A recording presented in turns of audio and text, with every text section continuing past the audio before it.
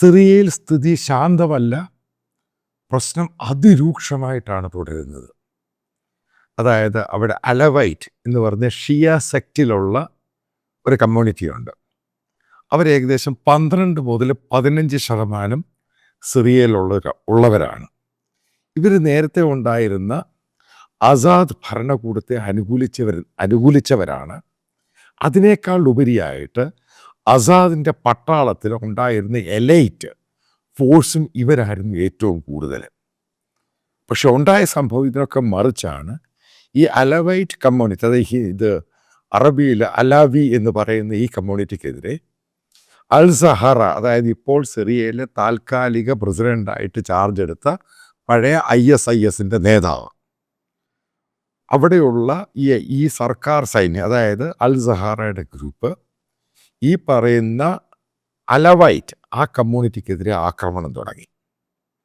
ഒന്നാമത് മനസ്സിലാക്കേണ്ട, അലവി എന്ന് പറയുന്ന ഈ കമ്മ്യൂണിറ്റി ഷിയയിൽ ഒരു പ്രത്യേക സെക്റ്റായിട്ടുള്ള യുണീക്കായിട്ടുള്ള കമ്മ്യൂണിറ്റിയാണ്.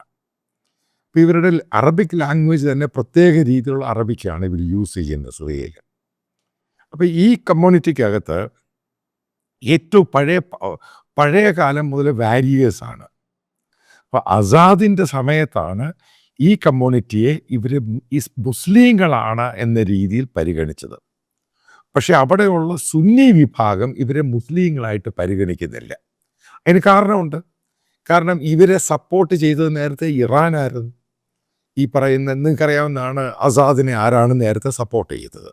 ഇറാനിലെ ഗ്രൂപ്പാണ് സപ്പോർട്ട് ചെയ്തത്. അതേപോലെ ഇവരെ ഹിസ്ബുള്ളയെ സപ്പോർട്ട് ചെയ്തു. ഇനിയാണ് പ്രശ്നം നമ്മൾ മനസ്സിലാക്കേണ്ടത്, എന്തുകൊണ്ടാണ് അൽ സഹറ എന്ന് പറയുന്ന അവിടുത്തെ ISISൻ്റെ ആൾക്കാരും അവിടെ പഴയ തീവ്രവാദികളെല്ലാം ഇവരെ എതിർക്കുന്നതിന് കാരണമുണ്ട്.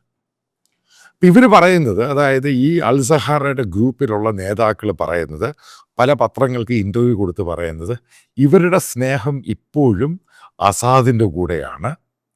ഇവർ ഒരു കാരണവശാലും അവർ പറയുന്ന രീതിയിലോട്ട് മാറാനും വെപ്പൺസ് താഴെ വെക്കാനും തയ്യാറല്ല. ഇതാണ് അവരൊന്ന് പറയുന്നത്. രണ്ടാമത്തെ പ്രധാനപ്പെട്ട പോയിന്റ് ഇതൊന്നുമല്ല. ഈ അലവൈറ്റ് എന്ന് പറയുന്ന ഈ കമ്മ്യൂണിറ്റി ഇവർ ഷിയ സെക്റ്റിലുള്ള മുസ്ലിങ്ങളാണെങ്കിൽ പോലും ഇവർ ജീസസ് ക്രൈസ്റ്റിനെ ബിലീവ് ചെയ്യുന്നുണ്ട്. ഇവർ ക്രിസ്തുമസ് ആഘോഷിക്കുന്നുണ്ട്. ഇവർ ബാപ്റ്റിസം, അതായത് മാമോദീസ എടുക്കുന്നവരാണ്. അതായത് ഇവരുടെ പകുതി മുക്കാൽ ശതമാനവും ഇവരുടെ ബിലീഫ്സ്, അതായത് ഒരു ഇൻഡിവിജ്വലിൻ്റെ ഇസ്ലാമിൻ്റെ ഒരു 20% ഉള്ളൂ. ബാക്കി മുഴുവൻ ഇവർ ക്രിസ്ത്യൻ ബിലീഫ്സ് ആണ്. ഈസ്റ്റർ ആഘോഷിക്കും, ഹൊസാന ആഘോഷിക്കുന്നവരാണ്.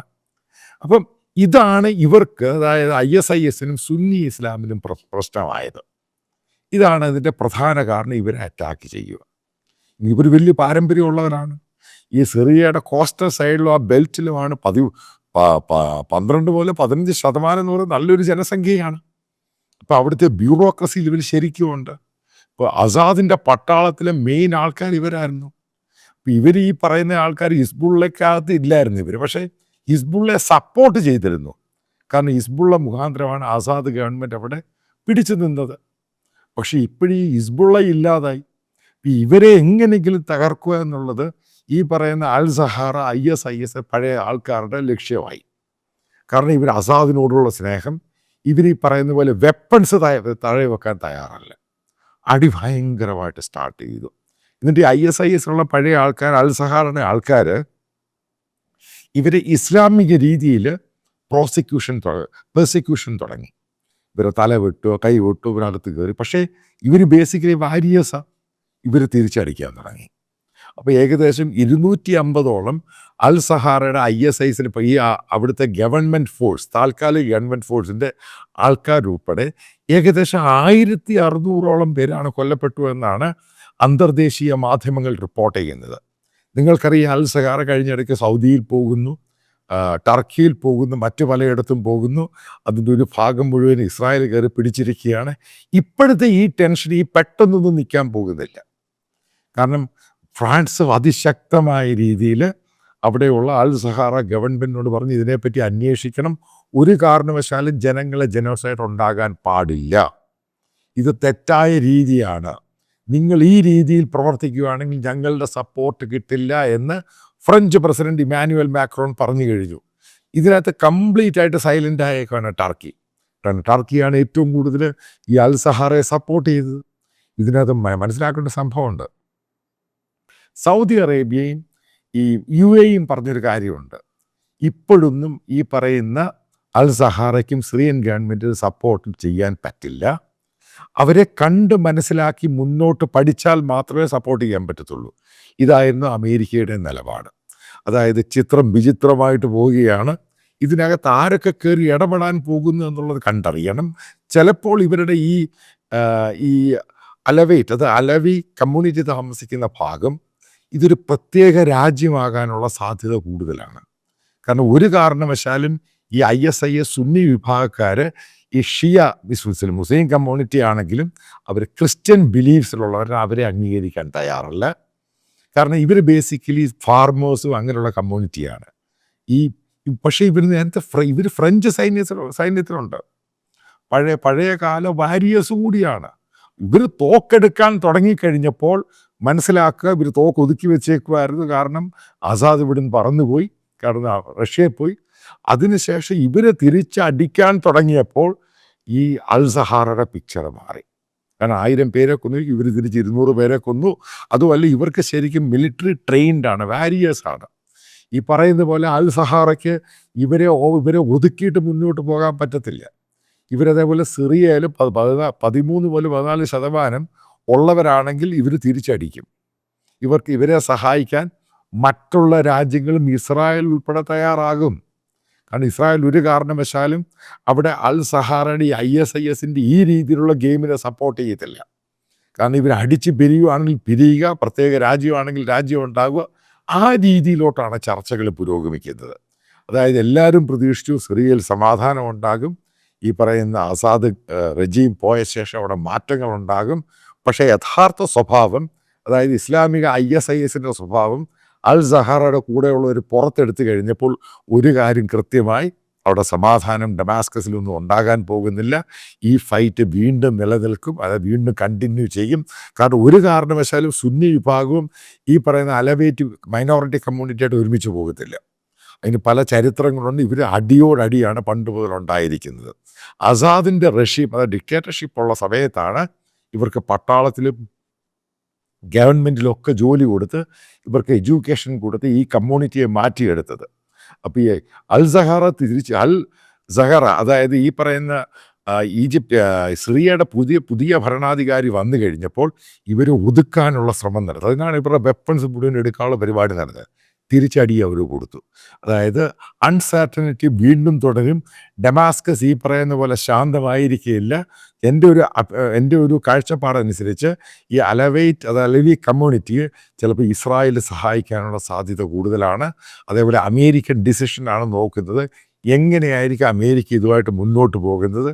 ഈ ISISൻ്റെ മേൽക്കോയ്മ, സുന്നി വിഭാഗത്തിൻ്റെ മേൽക്കോയ്മ തീവ്രവാദ രീതിയിൽ ഇനി ഒരു രാജ്യവും ഈ സിറിയ അംഗീകരിക്കുന്നില്ല. അപ്പം ആ ഒരു മാറ്റം ഈ അൽ സഹാറ ഗ്രൂപ്പിനും, അതായത് അവിടെ ഭരിക്കുന്ന താൽക്കാലിക ഗവൺമെൻറ്റിനും ഉണ്ടായിട്ടുള്ളത് ലോകത്തെ, അതായത് അറേബ്യൻ രാജ്യത്ത് വീണ്ടും പ്രശ്നങ്ങൾ എസ്കലേറ്റ് ചെയ്യുകയാണ്. ഇപ്പോൾ ഇറാൻ്റെ നീക്കമാണ് ഇതിൻ്റെ അകത്ത് പ്രധാനമായിട്ടുള്ളത്. കാരണം അതായത് അലവി ഈ കമ്മ്യൂണിറ്റിയെ ഏറ്റവും കൂടുതൽ സഹായിച്ചത് ഇറാനായിരുന്നു ആസാദിൻ്റെ സമയത്ത്. കാരണം ഇറാൻ്റെ ഇപ്പോൾ വെപ്പൺസ് ഒന്നുമില്ല അവർക്ക് ആർക്കും കൊടുക്കാൻ വേണ്ടി. അതുകൊണ്ട് ഈ കമ്മ്യൂണിറ്റി ആരാണ് ഫർദർ സഹായിക്കാൻ പോകുന്നത്? വീണ്ടും റഷ്യ ഇവരുടെ സഹായത്തിനായിട്ട് വരുമോ? കാരണം ട്രംപാണ് ഇരിക്കുന്നത്. അതായത് കാര്യങ്ങളെല്ലാം അൺസർട്ടനിറ്റി ആയിട്ട് പോവുകയാണ്.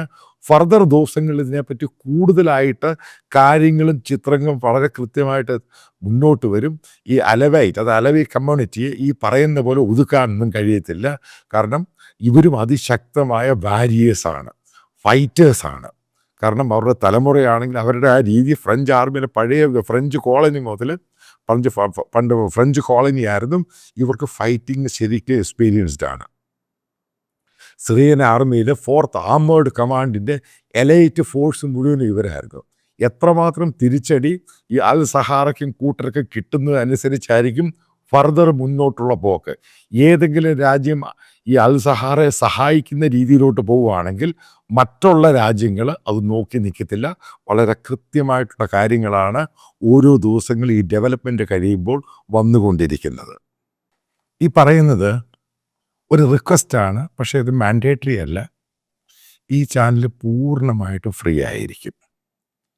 പക്ഷെ നിങ്ങൾക്കറിയാം, ഈ യൂട്യൂബ്, ഗൂഗിളിൽ നിന്ന് കിട്ടുന്നത് അത് ഒരു പരിധി വരെ അതിനകത്ത് ഇതിൻ്റെ എക്സ്പെൻസുമായിട്ട് കമ്പയർ ചെയ്യാൻ പറ്റുകയുള്ളൂ. അപ്പം ഇതിൻ്റെ താഴെ ഇതിൻ്റെ കമൻറ്റ് ബോക്സിൽ ഇപ്പം ബാങ്ക് ഡീറ്റെയിൽസും കറണ്ട് അക്കൗണ്ടാണ് പിൻ ചെയ്തിട്ടുണ്ട്.